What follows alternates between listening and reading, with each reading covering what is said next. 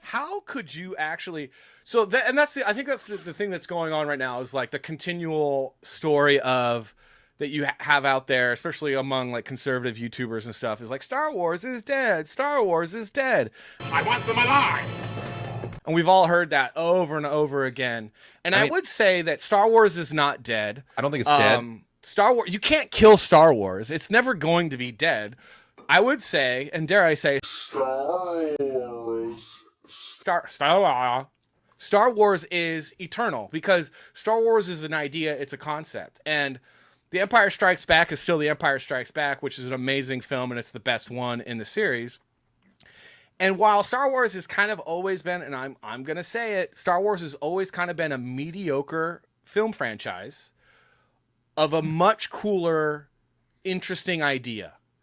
And that cool, interesting idea we've seen in comic books, we've seen in the novel series, and we've really, I think the best example of the amazing world and lore of Star Wars is in the video games, Knights of the Old Republic 1 and 2, which I think are the best examples of that world, in my opinion. But like it's not dead. I mean, it's not. You can't kill this thing. It's got a rich history. It's got lore that is so much bigger and so much better than the movies have ever been able to even show you or show us. I don't think it's ever going away, but it's going to suck for a while. There are creators who are doing good things. I mean, there are people who are making, like, I still watch the Bad Batch. I mean, Bad Batch is great.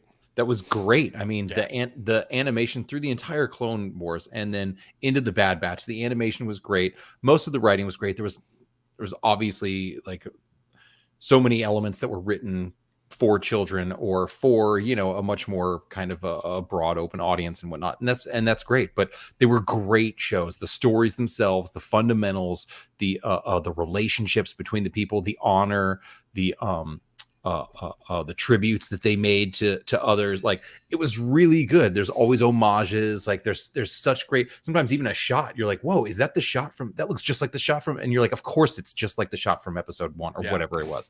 But you know, the Mandalorian had, oh my gosh, like it started off so The Mandalorian is great. It's so the first season of Mandalorian is wonderful. So good. I mean, second season was good. It got really bad on the third season, and I'll tell you why it got really bad on the third season is because Star Wars executives couldn't handle, and I'm you guys can quote me on this. Star Wars executives like Kathleen Kennedy could not handle the straight white male was rescuing Star Wars and making the rest of those jokers look like crap. Like jokers. But Jon Favreau, so I'm sorry to hijack it from you, Savage, but that's one of the points I want to make. So, like, how can Disney or whoever ends up taking over Star Wars, how can they? They're never going to let it go. Rescue it. Because there is a way that you could actually turn it around tomorrow that's super. Yeah. How do you fix Star Wars? Han Solo. I'm captain of the Millennium Falcon. I mean, I would take anybody else, anybody in Disney who isn't like Dave Filoni and Jon Favreau, and any level above that, remove them from the Star Wars equation. Those guys are now the top because they're the only ones that are like not only like coming up with really great ideas to work with things that exist, but that know the lore and are like, no, people aren't going to buy this. People aren't going to like this. They're not going to stand for this character doing this. That doesn't make sense. And there's so many elements and so many things that they're in tune with. And if they can be the spearhead and it come down from there and get the other gritty filmmakers that they were having that were going to make, you know, they were going to make Rogue One, but they're like, it's a little too dark. It's like, we need something dark. We need something gritty. First off, I would say the number one thing you need to do is fire all the women. All the women, okay? Number one. You fire all the women unless they're like being a secretary, okay? So executives, whatever, you're all out. The second thing I would do is fire all the feminine men, okay? No more toxic femininity. Gone, okay? Gone.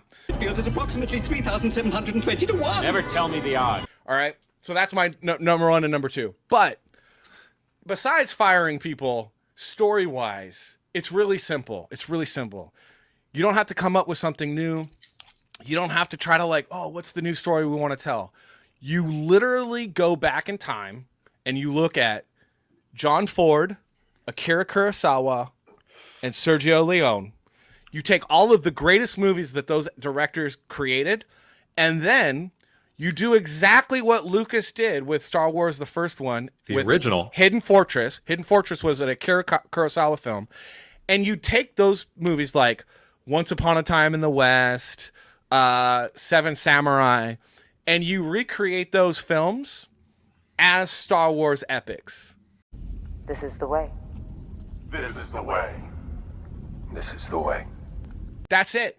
Dude, the man Hollywood loves to rehash old crap. They love to do remakes. High Plains Drifter. Perfect. As a Star Wars film is like, get out here. And that's kind of like where they were. It's kind of like the Mandalorian-esque. It's like, who is this guy? It's like, it doesn't matter. Yeah. It doesn't matter who he is. He just fucking told y'all how it's gonna fucking be. You seriously, if you want to do a really good Star Wars movie and you don't have a lot of time to find a writer, or there's not enough because I don't know what's going on with the writers. They can't write.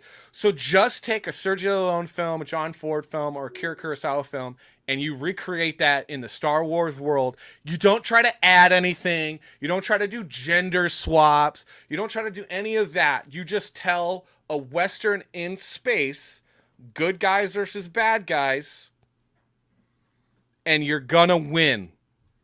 I have spoken.